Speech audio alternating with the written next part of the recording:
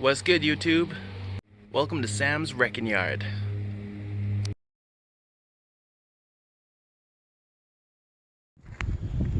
Hey everybody, welcome back to another episode of Sam's Wreckin Yard here.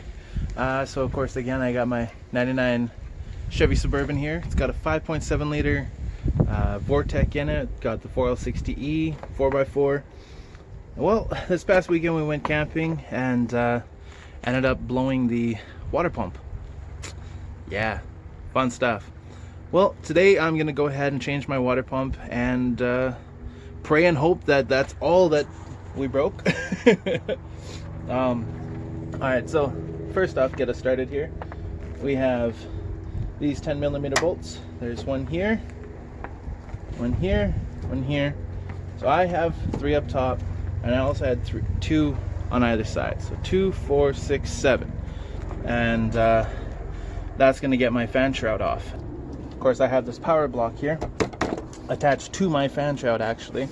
And so this part here is long enough, but I have to get this power block off of my fan shroud. That is held on by 2 7mm bolts.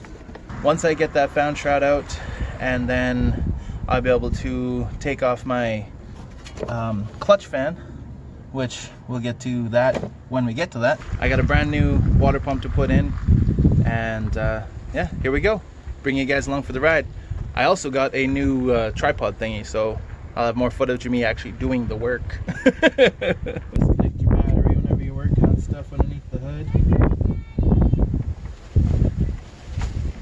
Just makes for safer operation. Safety is key. Safety is number 1.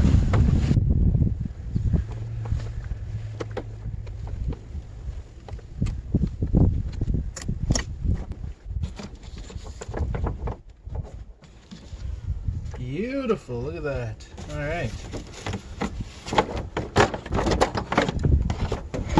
What do we got here? Looks like I got a vent tube for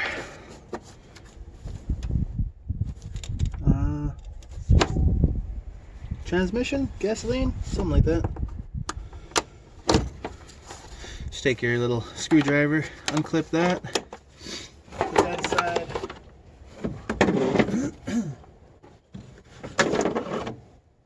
Oh, look at that, guys. Found a block heater. Nice. Didn't know this truck had one. Alright, so now we have to get that loose somehow. Put your wrench over that. Nice big one. Get a BFH. Give it a couple good whacks. Get it loose. Then you'd take this off. Then you would undo the serpentine belt. So I'm going to go ahead and grab that tool real quick that he built. So it entails us taking off one of these bolts here, moving it out, screwing it back in with the tool in between it. I'll be right back.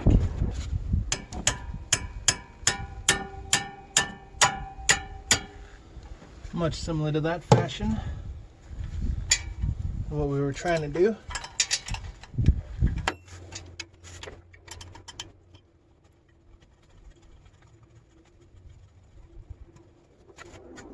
That should hold it good. Let me get our wrench back on there again.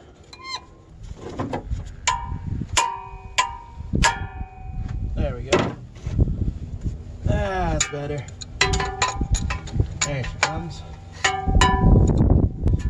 Now the same thing could have been had with a large screwdriver. So basically what it's doing is it's going in between the 2 bolts and making a wedge. So that's how I'm able to pull back on it like such, and I was able to get pressure to where I needed it to be.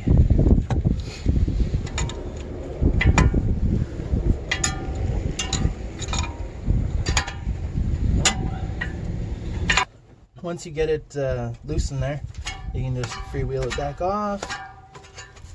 Now, preferably I would be putting in a electric fan, but alas, I don't have one ready to go yet. Alright. Small bits, progress is progress. Now we can go ahead and back this back off again.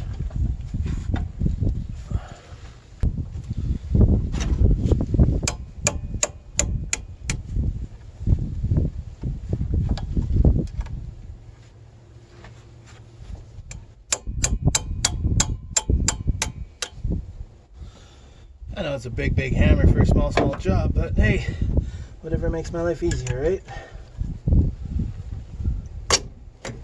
And I'll leave those in there for a second there. I just gotta go run and grab a 1/2 inch drive.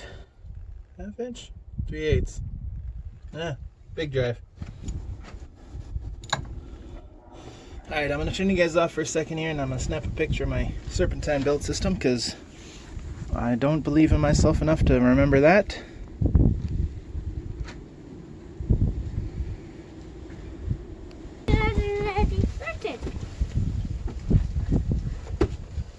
Too bad you don't have a snack. Oh, you got snacks? Yeah. And look at that. Ooh, fruit by the foot. Fruit roll up. Nice. Alright, so you go ahead and you use your drive there or however you can do it. Get this off. Remove your serpentine belt system. And then you can go ahead and get these last few bolts off here. Come on up, baby. These are 10mm bolts. Daddy, it would be easier if you got like this, but a screw, like a wrench. Screwdriver style? Yeah. Oh, Daddy, what if you had a tool that had all the kind of tool that you have? Oh my lord. Like all in one. All in one, that'd be crazy. Yeah. Then you don't have to get a lot. Well, that's right. You just have to get one. Alright. There we go, that plate's off. Alright. So this hose here, easy enough to take off. Then we got to pull the bottom hose. Of course, I do have a drain pan down there somewhere. And then there is one more hose tucked way up in the back up here. That one there though, we got to take off and put on with the water pump a little bit out. So we'll go ahead and we'll get this top hose off. We'll get that bottom hose pulled off. So this is where we take our lock nose pliers. Lock nose pliers? Oh, that's what I call them. I don't know what they're actually called. I just call them pliers. Yeah, big pliers. Daddy, what I call those things that you're using right now, I call those handy dandy pliers. Handy dandy pliers, I like it. Alright, so now we got that moved back a little bit there. And we're just gonna, there we go. Get that one there loosened up a little bit. She should pull off nice and easy for us there, hopefully. Alright.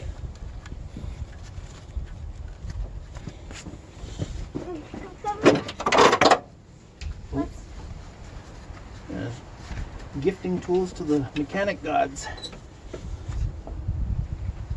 But I can grab it and Oh, that would be awesome, baby. sure. Alright, so we got that loosened up. Now we're going to go ahead and again use our lock and jaw pliers here, hopefully, to get her loosened. Alright folks, we went ahead and got that out. Took a little bit of fighting. Didn't take too much more though, which was nice. It's nice when parts and pieces kind of cooperate with you a little bit. It might actually be easier for me to just finish pulling this thing and then take that off. Yeah, let's do that. Alright, so I gotta go ahead and get a 14mm with an extension and a big ratchet. Be right back. Daddy, since you're just filming, I'm going to do my snack. Okay. Hopefully my hands don't get cold before I finish it.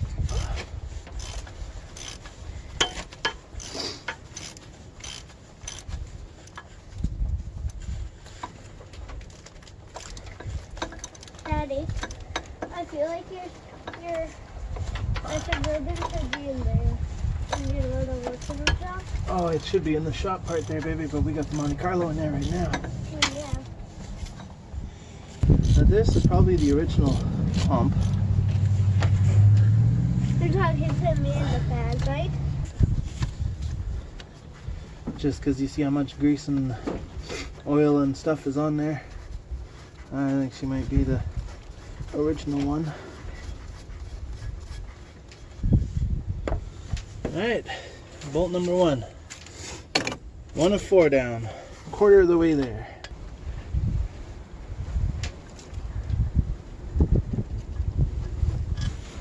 Bolt number 3.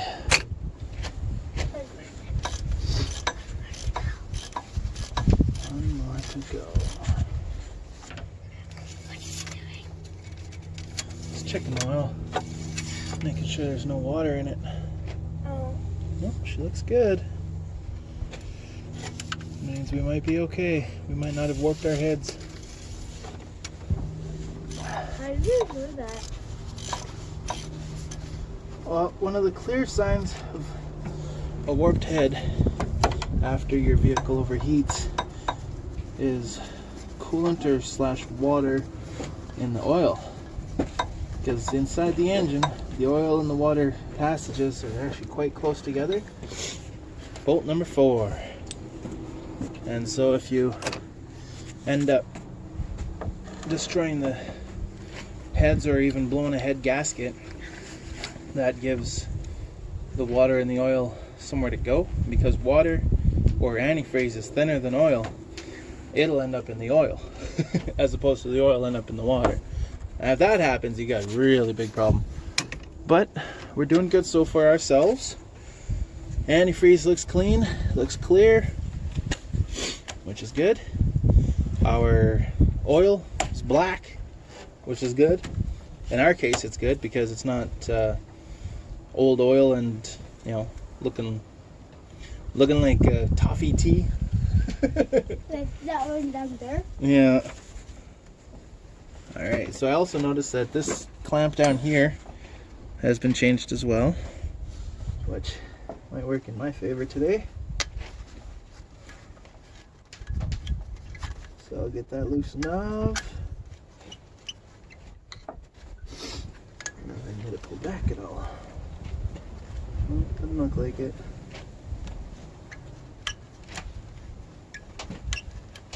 Well, actually, hang on. Alright, moment of truth, folks. Here she comes. You ready, baby? Uh-huh. Alright, come on up. Here we go. So we crack the seal and pull out. Because our top hose is still on, we'll pull down a little bit. Oh, there she goes.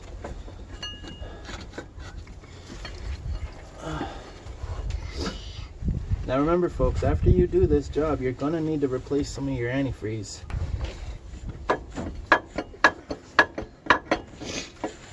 Alright.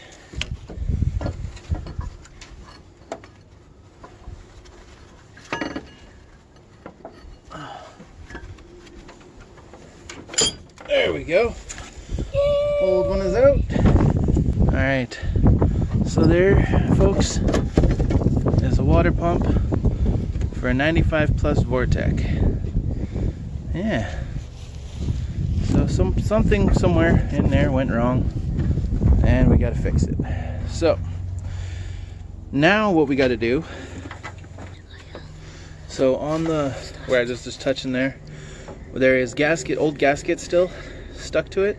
So I got to go ahead and clean that up. So I'm going to go ahead and find my razor blade and Alright folks, here we go. So we got our new gaskets. There she is. That's the one. Alright, let me get the camera set back up and we'll get this thing in there. What you doing? Again, just spread it around. I need a little bit more than that, but make sure there's no empty holes. Like I said, it doesn't need to be a lot, people. Just enough to help seal it up. Because remember, that's what gaskets are for, though, is to seal. So I got my 4 bolts through, just to kind of hold onto it there. Oh no!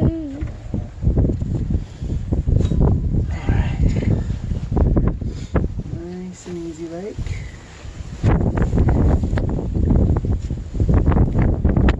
Cameras in the 90s. The time. Oh. They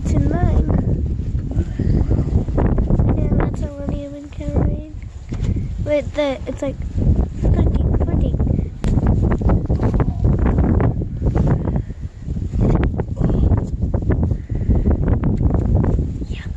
Daddy, you're almost out of battery. There's the lightning bolt with a line crossed over it. Oh no. You're half lightning bolt.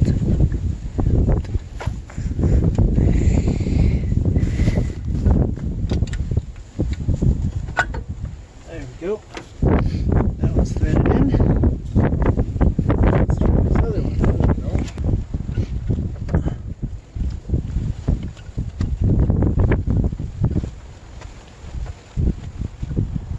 Alright.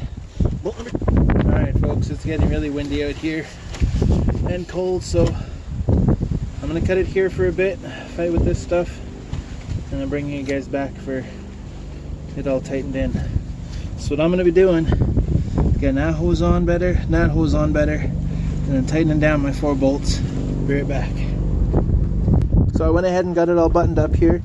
I got my 2 lines back on, and I even went ahead and got the bottom line back on. I got that far. Let me get you guys put back on the stand there. Now we're gonna torque down our 4 water pump bolts to 30 foot-pounds of torque. Hang on. All right. So there we go. We got her torqued down, or marked down at 30 foot-pounds. Now I did tighten down on these pretty good, so we might already be there, but here we go.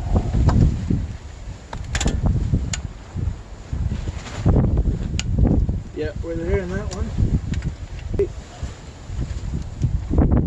What we're waiting for is a click. I don't know if you guys can hear it because of all this wind, but I can feel it and hear it.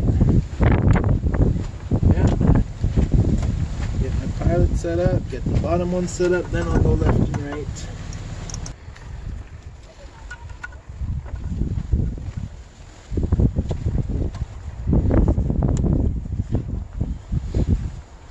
Alright.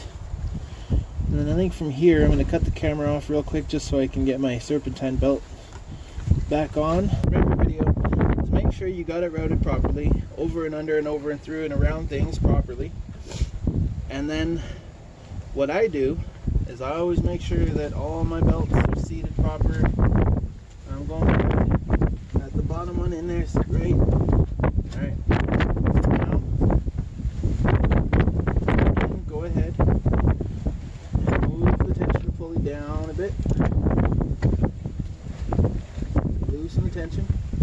I personally go with one of these freewheels here. Some people do it around the tensioner pulley, some people use up here, some people, you know, you always have one place that's easy to go over. So that's why I like these ones, because they just slip over and slide. Alright, fan back in.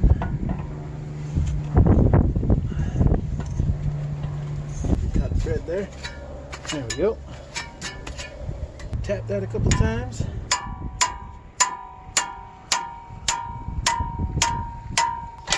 All I'm doing there is just tightening the fan down.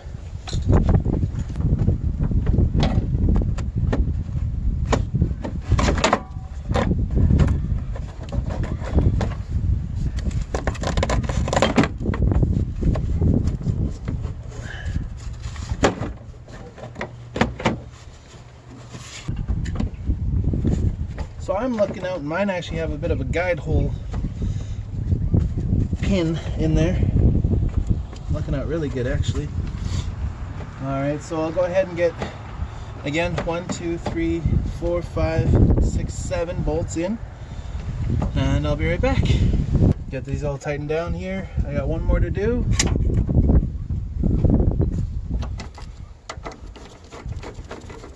These things here don't have to be very tight. They're just secured, just to make sure it don't go nowhere. And if you over tighten them, there's a little clip that they actually bolt into, screw into, that you can actually break those, and then it's a nightmare getting these things off. Alright. Now if you've come along with me this long, you'll be remembering at this point now that I had a couple of things hooked up on here. On my fan shroud. So the first being, actually, no, let's go this other way. The first one being over here. I don't know if you guys can see that or not, but I have this vent tube that kind of just goes to something. So grab my screwdriver here, open up the clip that it goes into, and I'll reinstall it.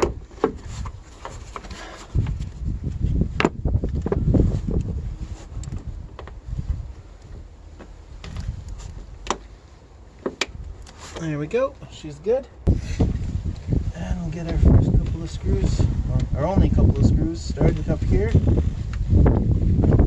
Hold the power box on. Alright, get the second one in there. There's a will, there's a way. Alright, so she's in. And at that point, I'll teach you guys how to isolate a battery using one of these ports and an isolator, battery isolator. Oh, see, I messed up. I broke one of my skins there. Alright folks, let's go ahead and start getting things buckled in here again.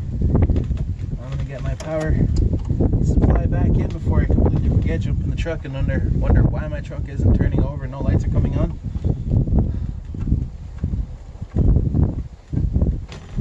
Now, they do tell you whenever you're working under the engine or under the hood to remove your, I think they say actually negative cable. I do the positive on my truck simply because it's the biggest bolt and I can grab it with really any set of pliers.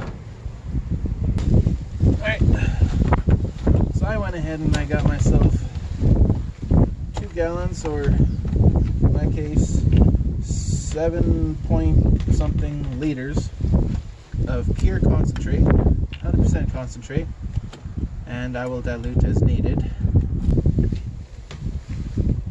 Seen one guy had a really cool funnel.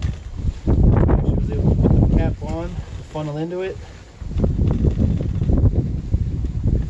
and then dump this stuff on, fire up the truck. And what we're doing now is not only refilling our coolant system, but we got to get the air out of the system. It'll purge the air.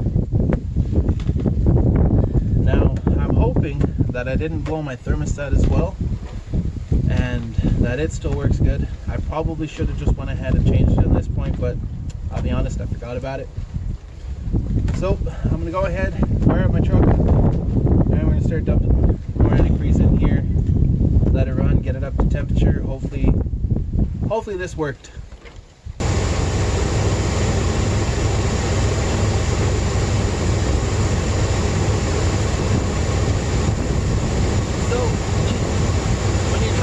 Air out of the system like that. Oh yeah, see? I blew something bad. I blew one of my bottom hoses. Oh, so bringing you guys over in a second. I gotta go pull apart real quick. I actually ended up blowing a hole in one of my bottom hoses. Alright, so it's a bit hard to see that hose down there with the clamp. It's busted just a bit back. Now I don't think there's enough slack in there for me to just pull back and cut it, push it in. Yeah, it goes to this little box. So that's, I think, an aftermarket block heater. I think that's what that is. So I went ahead, found another one off of one of my other rigs in the yard here, and I'm gonna go ahead and start fighting with that down there. And this down here, I'm gonna try to just cut it back first, but we'll see. So I'm probably gonna take this box out of my way because, well, I can't get in there without removing it. So I'll be right back. Yeah, see, she split right wide open there. I don't know how well that's coming through in the video, but there's a line all the way down, right down to there. So yeah, that's a bit more than I would have been able to cut off.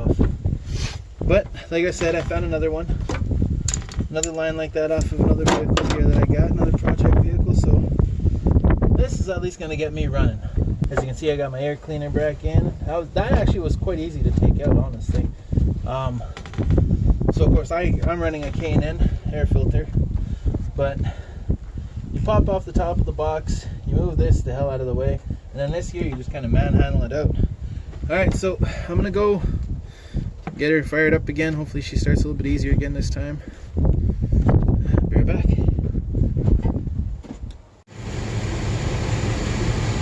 Alright folks, so that was a successful repair, thank God.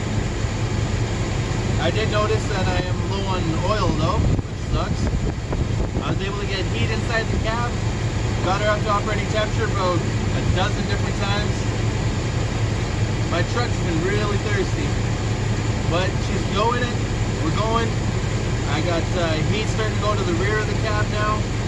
I got that dual climate, one for the front, one for the rest of the truck.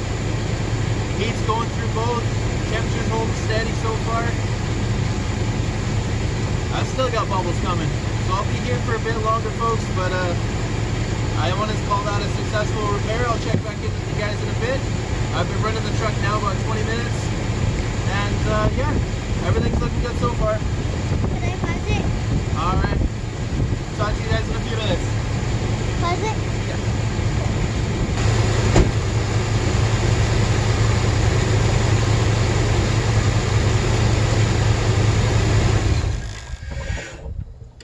Alright folks, I got my handy dandy helper back. Well, good news is I got Daddy? fluid full over here, I got heat in the cab, and I got heat in the back. We've been running her for about 45 minutes now, and she hasn't overflowed or sprung any other leaks. So I'm gonna go ahead and top off our reservoir here now. Get that topped off with some 50/50. So we'll be good now for the winter time, which is perfect. We're blowing hot all the way through. Got pretty much all of the, don't move it baby. We got pretty much all of the air bubbles out now. Daddy. It took a lot, but we're doing good. Daddy, can I hold it? I know. No baby, I see you. it's pretty heavy. My handy dandy helper there wants to help more. Yeah, yeah, yeah, yeah, yeah, yeah, yeah, yeah.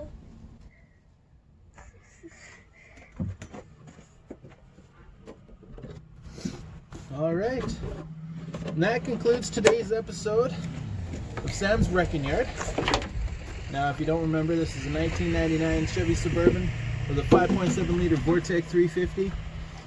Small block Chevy. It's got, we did the water pump today, and then of course, remember, we had to fix that line in there. Got that all figured out, fixed up. We're doing good. All right, folks. Catch you again on another episode of Sam's Wrecking Yard. Peace.